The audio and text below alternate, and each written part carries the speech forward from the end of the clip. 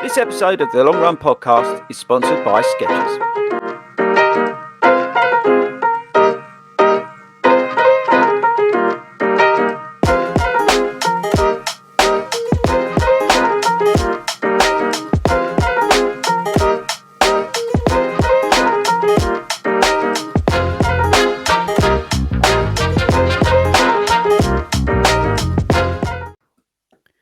Good evening, everybody, and welcome to a one-off special about London Marathon. Oh, no, it's not. I thought I'd do it really quick. You know, like when you go to an auction. Have you ever been to an auction? A cattle market. Yeah. It's been a cattle market. And it's like, and they do it really good.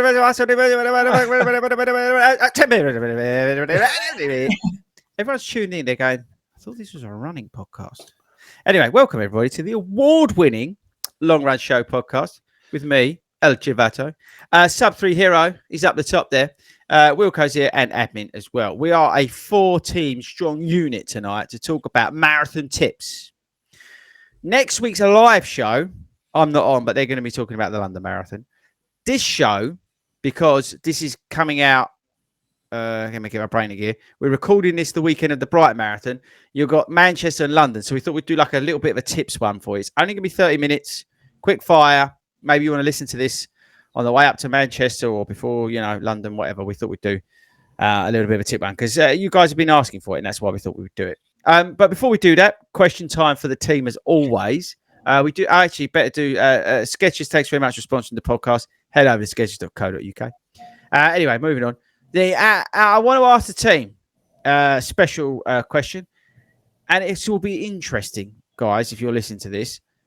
In the previous show, I sort of came onto this. So I want to know if they're paying attention. So, Wilco, what number show will this be? 223. Admin? Yeah, 223. Tope? 224. Tope's right. Oh, of course. Tope, you get the orange mini eggs. Well done, Tope, for paying attention. The bite size. Oh, I forgot about Madness. I knew that'd catch you out. Bite-sized eggs. Oh, I've got a question for everybody, and this is genius. I won't name them because admin will kill me. I had an email between recording one thing and the other because I get loads of this come through in my email. Hi, my name is I'm the director at We're an acoustic studio based in Western Massachusetts. We compose and record music especially for podcasts and audio world. Hosts a library of over 10,000 original tracks. Would this be something you'd be interested in? So, do we think I'm going to ask the viewers to email in, Wilco?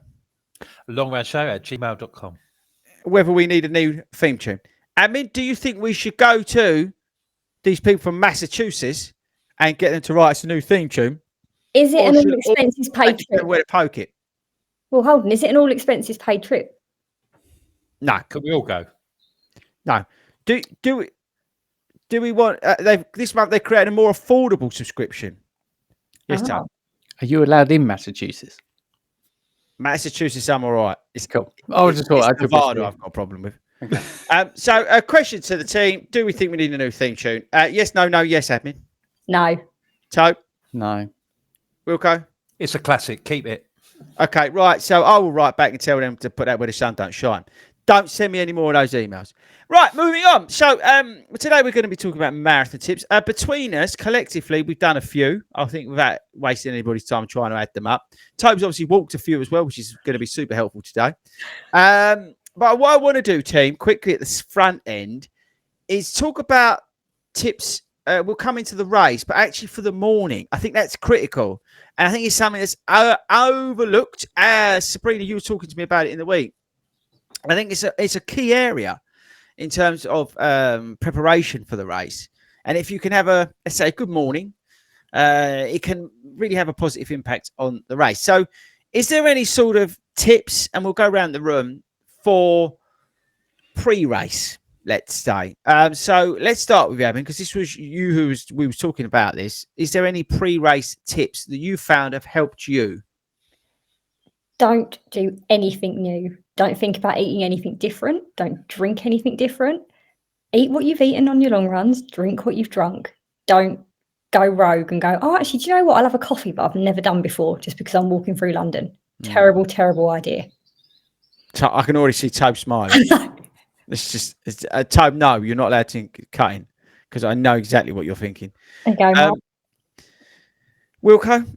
Oh, actually, admin. Sorry, to go back on that point. Tobe, would you say starting a fight in a public restaurant before the night before marathon is something that's a good thing or a bad thing? Like you shouldn't do? It worked for me. Yeah, it did, didn't it? You ran a PB because somebody. Now we're not saying you should do this, but we know somebody who's done this. Would start a fight, a bar fight, in a restaurant in a foreign country, and then ran a PB. We are not saying absolutely clear you shouldn't do this, but we know somebody who did implement this strategy, and their friend then went and ran a PB. Admin, anything to say on that? Nothing to do with me. Absolute lies. We've got this. Which Tobe? Is it pledging the fifth? Is that the thing? Like What? pleading the fifth? Taking the fifth. Taking the fifth. That's it. That's me. Wilco, that's a story for another podcast. We could actually do a whole podcast about that. Let us know. Email. What's the email, Wilco? longrunchurch@gmail.com. If you want me to do a special interrogation of admin and the events that transcended in Amsterdam the night before Toby's big marathon PB. Sounds good. I would actually happily do that episode so everybody gets the correct picture about admin. Can we call upon witnesses in that? She's a brawler. Wilco, what's your top tip pre-race? I think, and I'm talking the morning, guys. I'm not talking like the week leading up. I'm talking like that morning. I think you plan as much as you can, but don't get too het up about. See, like, take an example. I mean, Sabrina's just said about sort of like don't eat anything new, stuff different like that. I went to the Dublin Marathon and I was staying in a hotel, and they said, "Oh yeah, breakfast is at 8:00." Bit late. Well, that's no good to me because I've got to be there at 15:15 because I'm starting the marathon. Running a marathon. Yeah, and they're like, "Well, that's what time it is." So, but then I thought, one of the things I thought was, I wonder if they're a bit late on the old breakfast. I wonder what I can do. What can I do? What can I have? Well, I used to have porridge, so there's a supermarket over the road. I can get a pot of porridge, and I could just adapt and be okay. So there are answers that you could do if you get presented with problems like that. So try and plan, but don't think that everything's got to be perfect because it won't. And if you expect things not to be perfect, you won't get too wound up about things, and you'll have less anxiety when you have to do the job in hand, which is obviously to do the run. So don't allow yourself to get wound up with little things that aren't perfect. So plan your transport. Make sure you know how you're getting there. So if it's in London, for instance, it's trains, tubes, what station you got to get off, or helicopters if you're Hayden. Helicopter if you're Hayden. I mean, you would have thought he might offer us a little, little lift, but he won't. But probably not enough leg room. Seats aren't designed for us. This is a serious question, right? Do you think he's got a booster seat in his helicopter? No, being serious.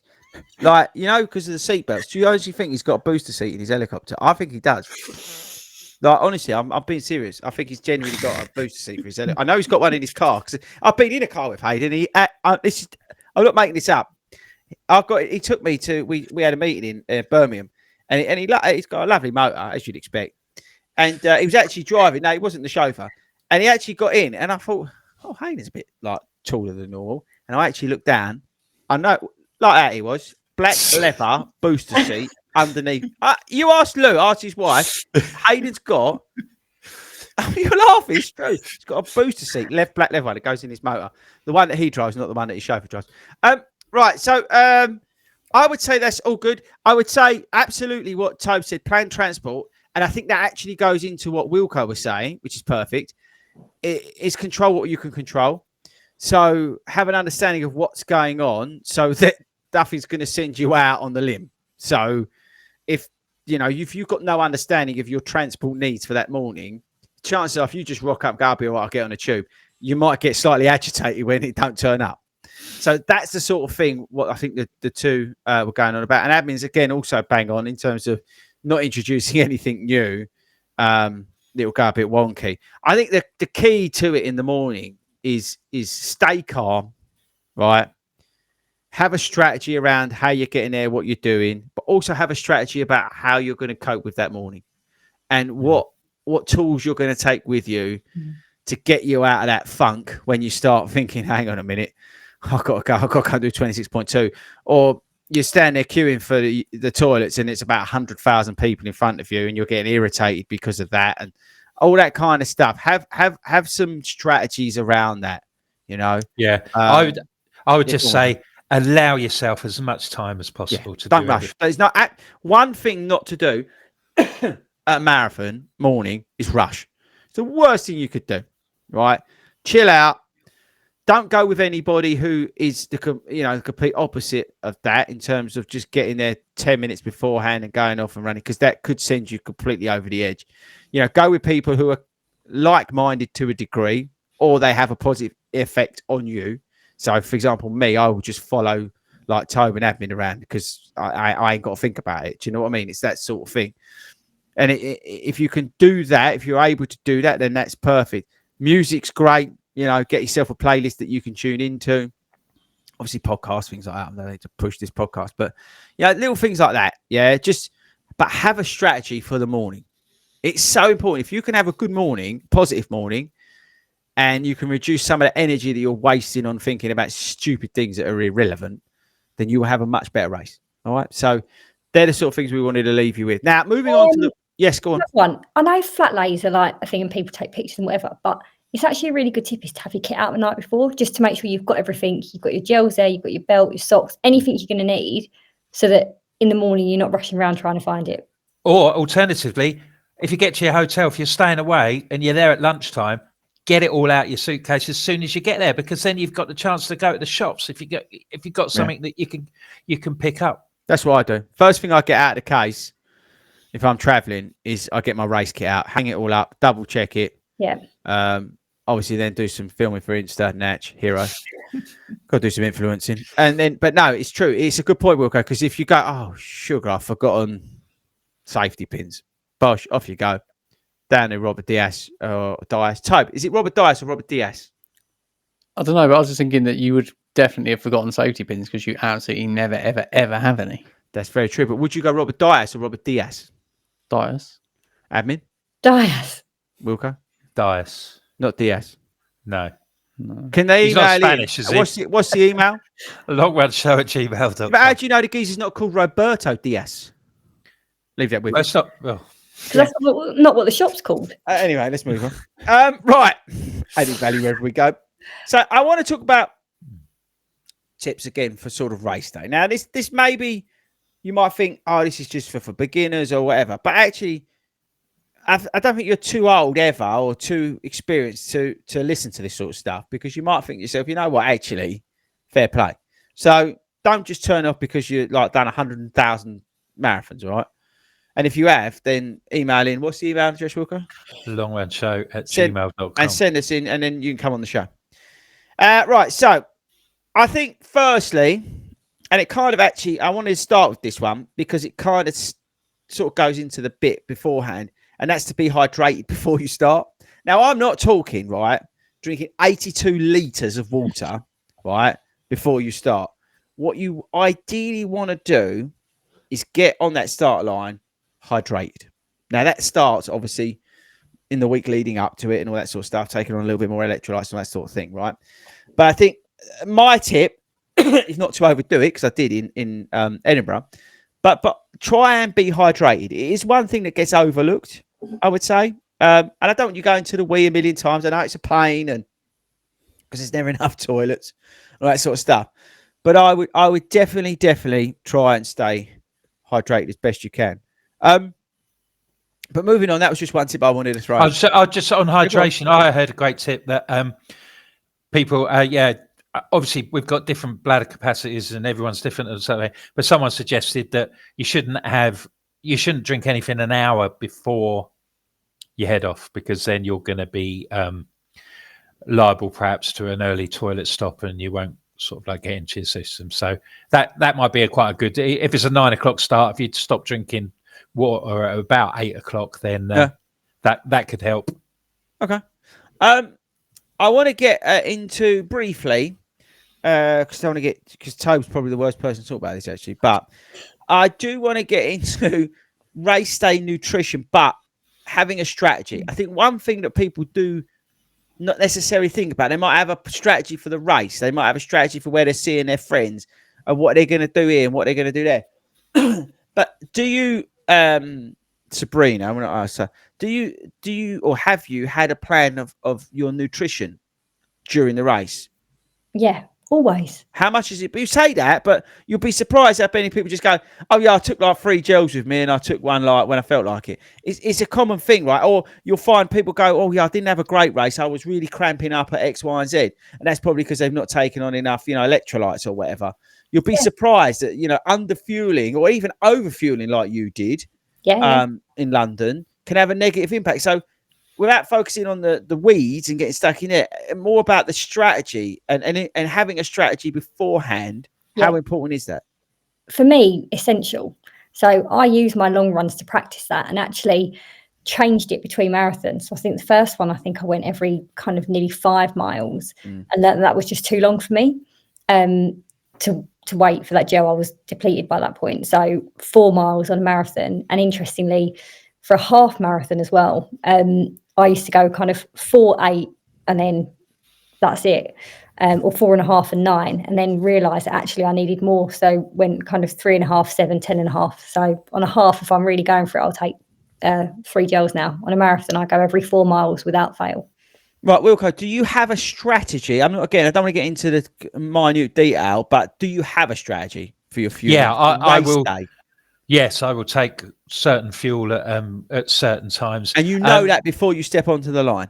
Absolutely. I'll have, at mile X, I'm going to do this. Why is that important to you? I think it helps break up the race. I think sometimes, if you have different things. I mean, the first time I did a marathon, I got to a stage where I had a gel schemed for mile 24. Didn't half help in that last 4 miles, and I broke it up into 2 bits to sort of like, I'll have that gel and then... So it's a method of breaking up the race as well as do thing. And I've started having one before I get off as well. I have one before I go. No. The other thing, this going to sound really silly, is I carry my gels for a race marathon in my shorts. They've got pockets on the sides of them, to the point where I know if I'm taking 7 or whatever in a marathon, which pocket's got 4, which has got 3. So where I'm going first, so I know right side, left side, so that I alternate, so that I'm not left with. I've taken them all out of one side. You're not running like this. Yeah, exactly. It sounds silly, but it also just means that you know where you're going. So I've thought about, right, that's where I'm starting and that's what I'm doing. So, what's your thoughts on strategy around? I know we're all laughing immediately. Well, I normally do check the map for where all the McDonald's are en route. If they're not there, then KFC's normally. But I mean, Pret's quite a good one. I'm a bit of a fan of Pret. So. Right, okay. Right, so that was it. You ain't got. We're only half hour tonight, Tobe. I'll just do what I did in Amsterdam. I'll just word it out there, and that seemed to work. Tobe went to the hash bar. Right, so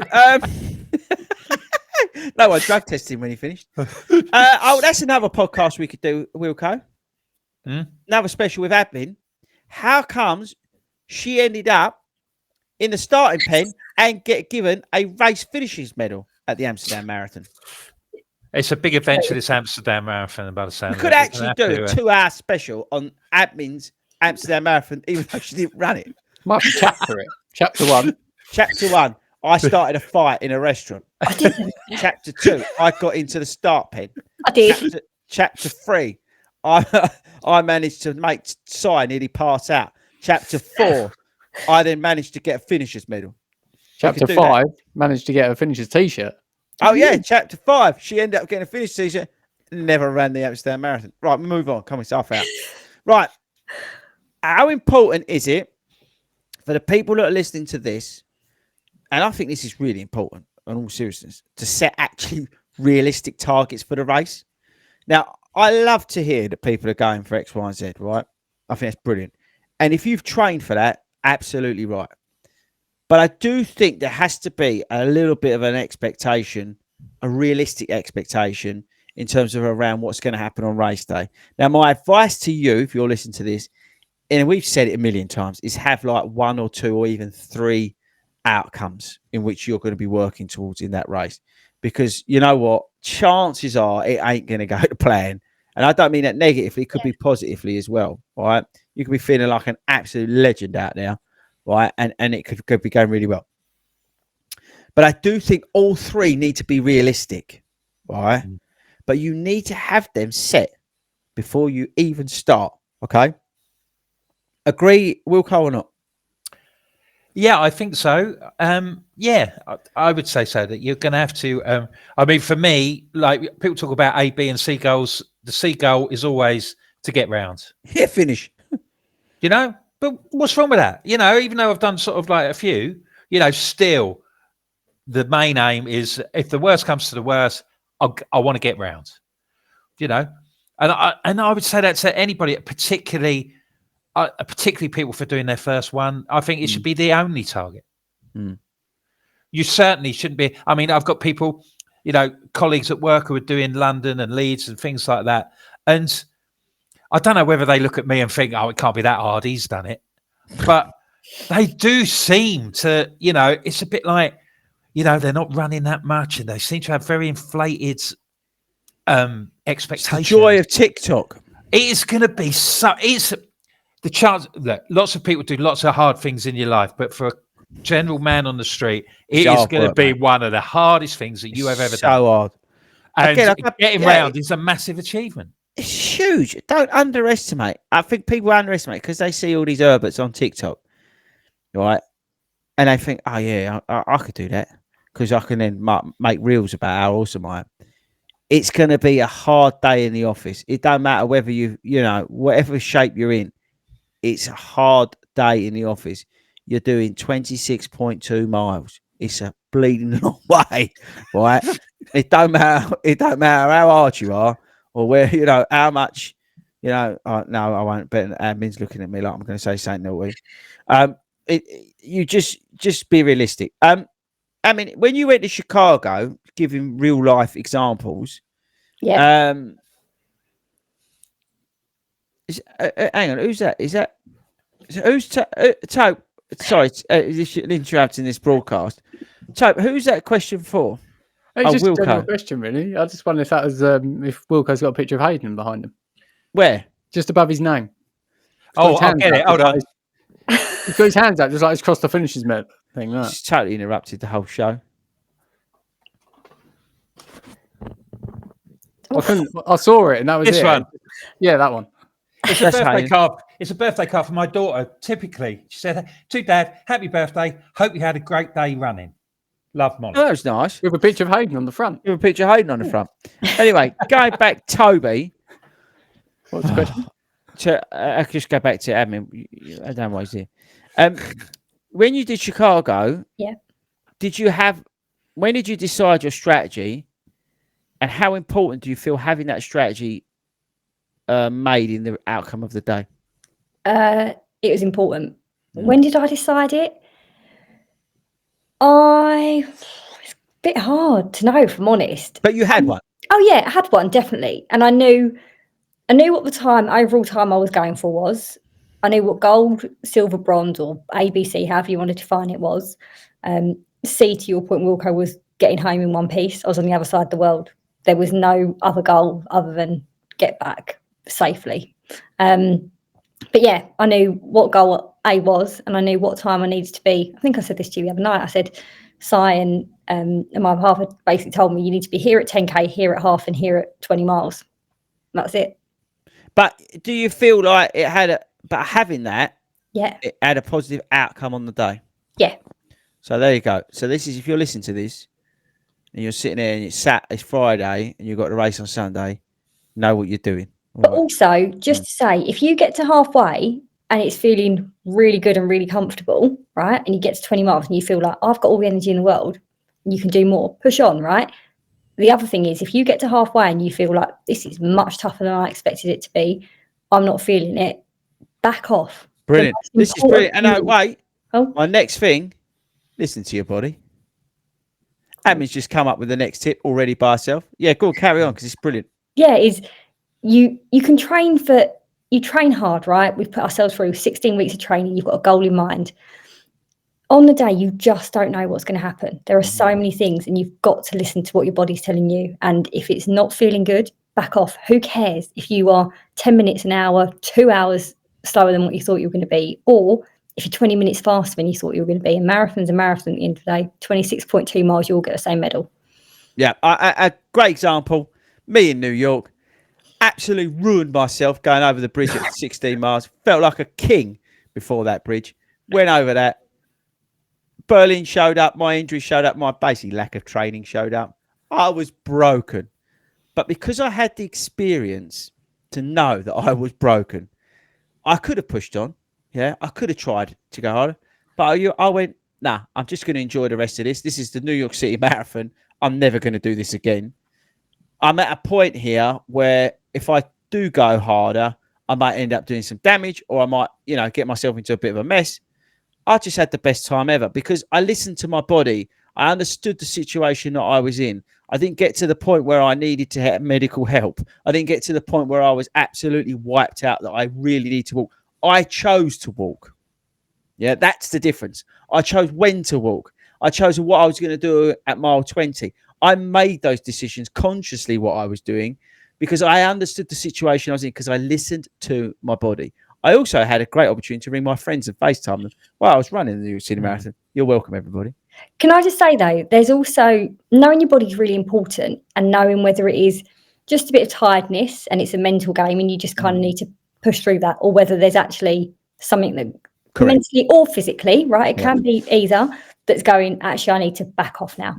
But you've got to know which it is. And I think that's the point in the training. I think, Chris, you said it on the other show, which is it's not all about 20-mile runs, right? It's not about the distance, but they do those long runs, whether they be 16, 18, 20 miles, whatever they are, teach you mentally where your body's at, what is pain that you can get through. As Toby knows, when I get to 19 miles and I'm done, he's like, no, you're not.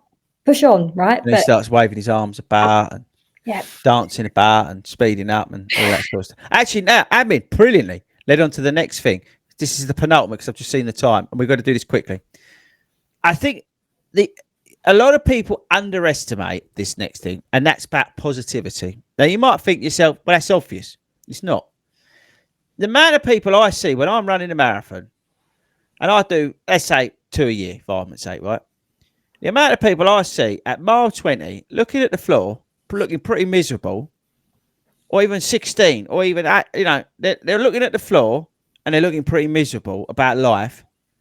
That is not helping you, right? That really is not helping you in any shape or form. If you can have a positive outlook throughout the whole race. Now, I appreciate, again, how hard this is, okay? This is, again, somebody who's walked plenty of marathons, right? I've blown up in plenty of marathons. I probably will in London. I'm actually trying to blow up in London this year. That's how, because I want to experience that. But my point is I want you to be so positive about what you're doing, because the minute you get negative and you start thinking, I'm never going to get to this finish line. I've just got over 4 hours. I've just got over 4 hours. Oh, what am I going to do? And you start, and you're just sitting there and you're in this like slog and you're miserable and you're looking on the floor. Everyone's getting on your nerves and all this. You want to take all that away. You've got to be smiley, happy people, right? I'm not saying start chatting to the geezer next to you because you probably want to knock your block off. But the point is if you're happy, right, and you're smiling and you're eluding positivity, believe it or not, that's going to have a remarkable effect on your body, right, and your mindset. And it will lift you and it will help you, and you will do better than you will if you're just looking at that ground feeling sorry for yourself. So, true or false, false or true? True. Thank you. Wilco, last thing we're going to talk about, and then we're going to go. And I think it's a really important tip, as much as positivity. It's remembering why you're doing this. Okay? And a little bit of, I also want to say have some fun, but I want you to remember why you're doing it and try and have some fun with it. Okay? Mm-hmm. Now, you could be doing this for many different reasons. You could be doing it because you saw some geezer on TikTok doing it and you thought it'd be easy. You could be doing it because you want to raise a load of money for an unbelievable charity. You could do it because you've really struggled with your mental health. You took up running and now this is the ultimate challenge. Whatever that reason is, all right, I want you to remember that through the race, at certain points, I want you to say to yourself, At mile 3, I'm going to remember why I'm doing this. At mile 10, I'm going to actually think about that person that I've done my training with, or the club that I belong to and the people there, or the charity, the fundraising manager who messaged me and said, good luck. I want you to think about the why, because I think it's really powerful. It goes back to that positivity.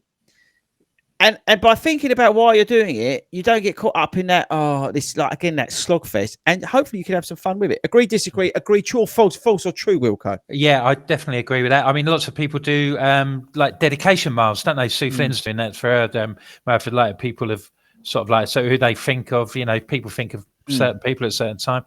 Or if you've got a playlist, do a playlist of all your favourite music that reminds you of certain people and things like that. That's another good way, but positivity is not enough to get you through, but you can't get through if you don't have it. Correct. That's what I think. Yeah, exactly. And that negative, if you get into that negativity, can spiral out of control. God, yeah, not much. And again, I'm someone who's been there, right? So don't get into that. What we're trying to do at the end of this show is tell you to be positive, remember why, have some fun, enjoy yourself, listen to your body, do all these sort of things. And these aren't necessarily tips that you would normally hear from people. You've got the boring stuff about taking fuel here and do this and, all that. These are real life things that we've all experienced. And I think if you can take some of that, just a bit of everything that we've spoken about tonight, then that will be a massive help for you on race day. Think about the things we said about doing before the race. Think about having those strategies we said about, your paces and your targets for the day. And also, thinking about the why and that kind of thing. All of that, you mix it all up into a big cooking pot, boil it for 10 minutes. You'll come out with a really, really nice, Toby, you ready for it? Spicy chicken curry. Hero, I'd eat that. You wouldn't. I would. Right, so I think we'll leave it there, guys, because what I didn't want to do is go on tonight. We could have done this all night, you know what I mean, in terms of based on our experiences and things like that. Toby could have spoke about how he walked for 16 miles, and you could have learned a lot from that. But what? I enjoyed it. I know you did. But again, Toby, you listen to your body, and I'm being serious. You listen to your body, and you had fun, right? And that's the key message for you. Whatever you're racing, whatever you're doing, enjoy it, people. I'm being serious. I go on about it all the time, but we get one go in this rodeo, okay? You get 8 seconds on this ball, right, before you're bucked off. That's how quick life is. Enjoy it. Make the most of it. Ride it. And have fun, okay? That's the key to this. Go out there and cowboy up. Now, listen, you've got at mile 20, you've got to listen to this podcast that we recorded because it's going to get you through to the finish. It's like gold dust. Wilco actually upgraded his mark since the last podcast. Wilco, what is it now you're rating it? 9.5. 9.5, so he's still not 10. We are back live next week. I'm not here because I'm busy. I'm influencing in London. And I am influencing in London. I'm out with Nick. It's my birthday. So I'm not here next Friday, so you can talk about London Marathon to your heart's content or whatever you want. I couldn't care less. I'm not here. Do whatever you like. So make sure you tune in for that. I'll be back bite size as normal. Have fun. Be safe. Behave yourselves. Team, anything else to add, or should we just wish them all luck? Good luck. Good luck. Just enjoy it. Just enjoy as much as you can. Just enjoy it. Tobe, take us out.